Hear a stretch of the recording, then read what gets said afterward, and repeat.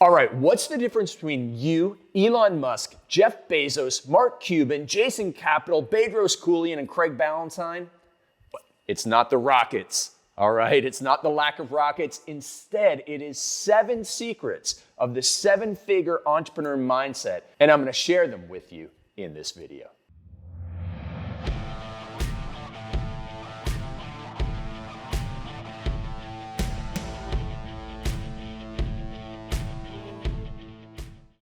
Okay, the first secret comes down to something that we all love to eat, pie. Pie, what the heck does pie have to do with being a 7-figure or a 6-figure earner or a millionaire or billionaire? And the answer, my friend, is that the average person will come along and look at a pie and go, you know what? There's only so much pie to go around, so I don't want other people taking a piece of my pie, or I'm just gonna cut them a smaller piece. And that scarcity thinking will hold you back. Now, someone who's an entrepreneur will come in, look at that pie and go, well, I'm gonna try and make that pie bigger.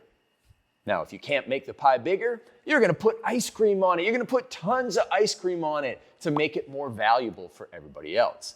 And so that mentality around, let's make the pie bigger for everyone, instead of the scarcity mindset of, I'm gonna take mine, and if I don't win, then you win, and if you win, I lose. That mentality of win-lose is not how the entrepreneur thinks.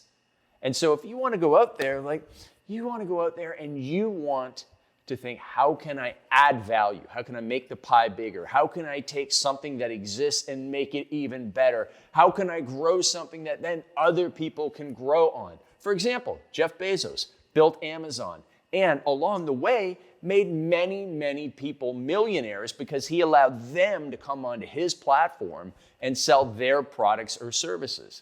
I sell my books there. I've sold workout programs there. My friend Bedros Keuilian sells hundreds of thousands of dollars of supplements there.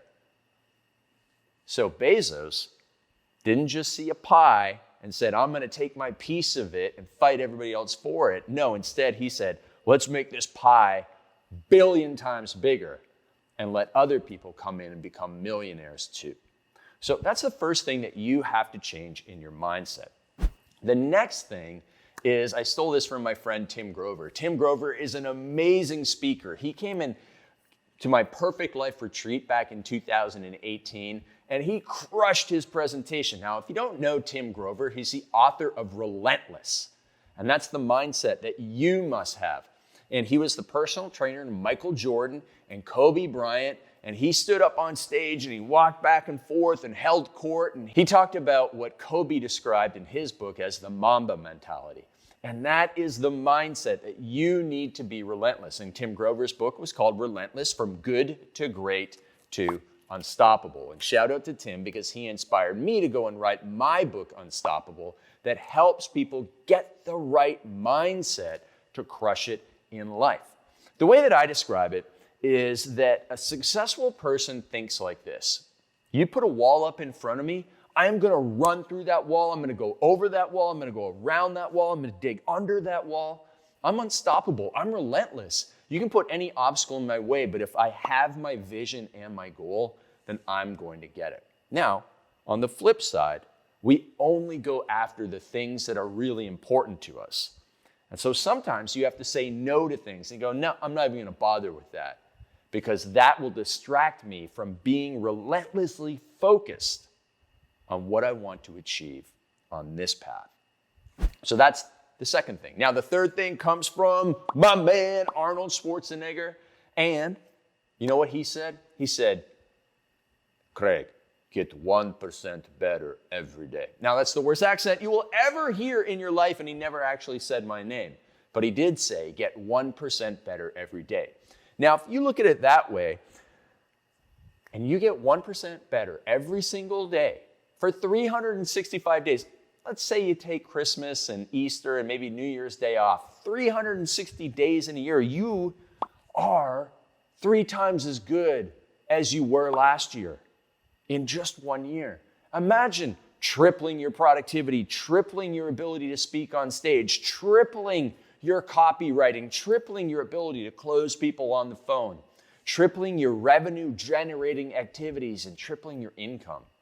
Well, that's what can happen when you commit to getting 1% better every day. Imagine 1% better every day in your nutrition, in your habits, like not hitting the snooze button, in getting up on time, in getting to work right away, using my millionaire morning routine that we teach thousands of people. 1% better every day. Squeeze a little bit more. And that compounds up and gets so big so that you can become super successful in life. The fourth secret to success that most people don't know about, the average, the 99% of people who just kind of give up and give in and let the world throw them around, that they don't know is this one. You must embrace the suck, okay? There's gonna be days when you wake up and your boyfriend or girlfriend or husband or wife is really mad at you and your dogs ran away and somebody's just hit you in the stomach with bad news. And you gotta embrace that suck because you gotta show up every single day and be a leader. You can't let the people in your business see you down. The leader of Spotify, Daniel Elk, he said that as a leader, you must show up better than everybody else, even on your worst day. So on those days when everything is going wrong, on those days when there's only that much cash left in the bank, on those days when you know that there is a lot of expenses coming around the corner, you got to pay everybody on your team, you got to put on that brave face and you got to go out there and you got to keep on pushing on and you got to embrace that suck. So that's why it's so important for you to put yourself through trials and tribulations on a regular basis. You've got to train hard. You've got to do things, whether they're ice baths or whether there's fasting or whether it's a 26-mile marathon or whether you put yourself on a hiking Kilimanjaro. You must push yourself and learn to embrace the suck. And then you take those lessons back and you put them into your business and your success path. And you realize, you know what? I've already done the hardest work. It's like the athletes and coaches and people like Tim Grover would say that, listen, practice needs to be so hard that when you step on the field, it's easy. That's the mindset you must have. So be willing to embrace the suck. Challenge yourself on a regular basis. My friend, my business partner, my podcast co-host, my client, Bedros Keuilian, does 6-week challenges. What he will do is he trained for a marathon in 6 weeks.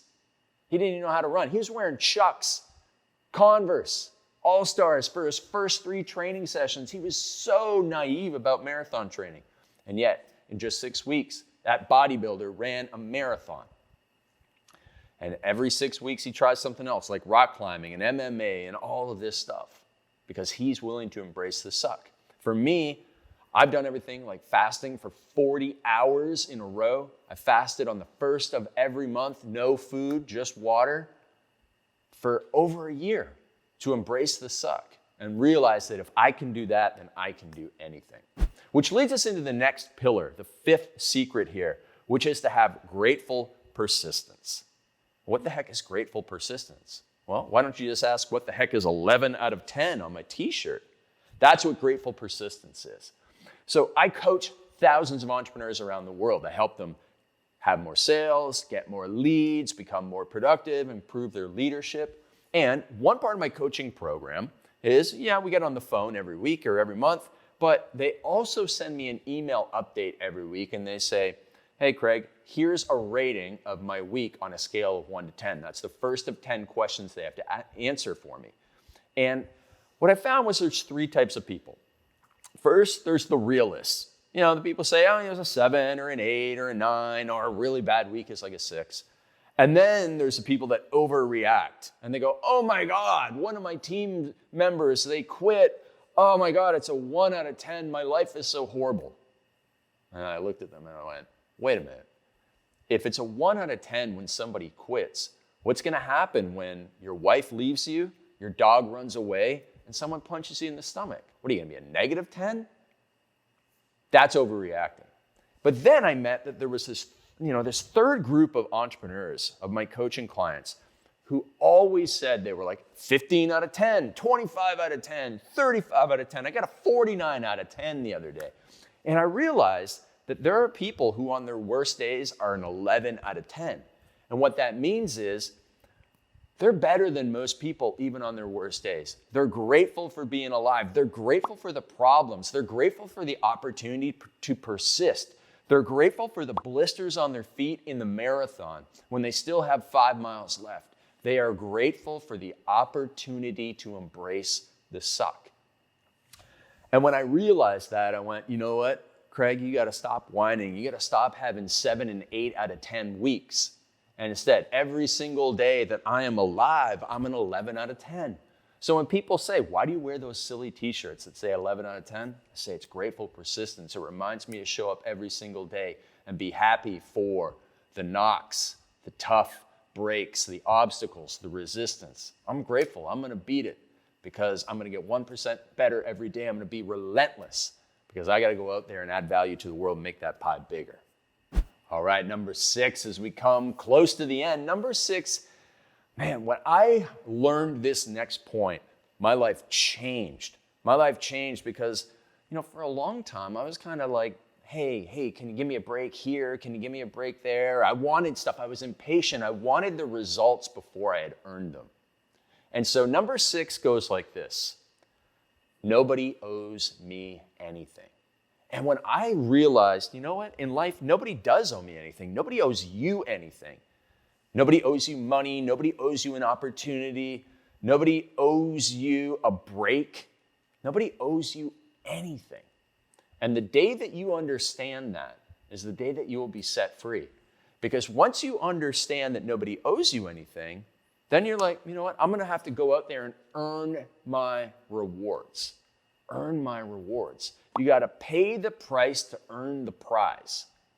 You got to pay the price to earn the prize. And that will stop you from being disappointed when you don't get that break.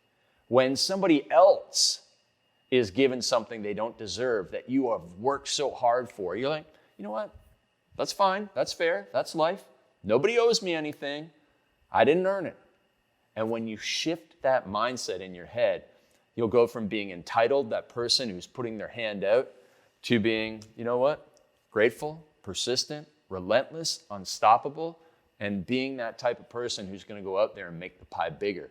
Because the person who feels like the world owes them something, they're always scarcity minded and they feel like if somebody else gets a piece of the pie, then they're going to be taken from mine. And that's not the way it is. All right, number 7, let's finish this off strong. It is my motto in life, and it goes like this. If it is to be, it's up to me. It's all my personal responsibility, and it really plays off that last one. It is my personal responsibility, the time I get out of bed in the morning, the things that I do for the first hour of the day to set me up for success. It's my personal responsibility to go to the gym. It's my personal responsibility to eat right, to do all of the things, to get to bed on time, to wind down properly, to be present with my family and my friends. It's my personal responsibility to read the books and watch the courses and learn the lessons so that I can get better. It's my personal responsibility. No one else is going to do that for me. Even God's not going to get you out of bed, okay? You can't rely on anybody else but yourself because no one cares about you and your future and your success as much as you do. No one. No one. Everybody else is out there looking for their own self-interest, and that's just the way that we're wired as human beings, and that's okay. It's okay. Sure, people will help you along the way, but if it is to be, it's up to you and me. It's our personal responsibility. So if you want to be successful, you're going to take all 7 of these mindsets, the success habits, and the beliefs that are a secret to most people. Most people don't know about these. They never thought about it. They've never done the self-reflection and introspection to see where they're failing at these things. And that's what holds them back from becoming first a millionaire, then a multimillionaire, and eventually, perhaps, a billionaire. But I guarantee you, all of those people I listed off at the start of this video, every single person that I've used as an example in this video, they all share these 7 mindsets. And the great news is that these are all learnable. These are all learnable skills. This skill set, this mindset of becoming unstoppable and relentless, you can build this up over time with good coaching, good mentoring, a blueprint in public accountability, and accountability to somebody that you deeply do not want to disappoint, which is what your coach or mentor will give you. All right, I want to know what you thought of today's video. Drop a comment down below Or hit me up on Instagram at @RealCraigBallantyne, or visit my website to find out how I can give you the coaching that you need to put all these in place and become a 7-figure earner. Just go to CraigBallantyne.com. All right, make sure to watch my next video. It's going to be another game changer for your mindset, your beliefs, your habits, your systems, your high income skills, so that you can become the person you were meant to be.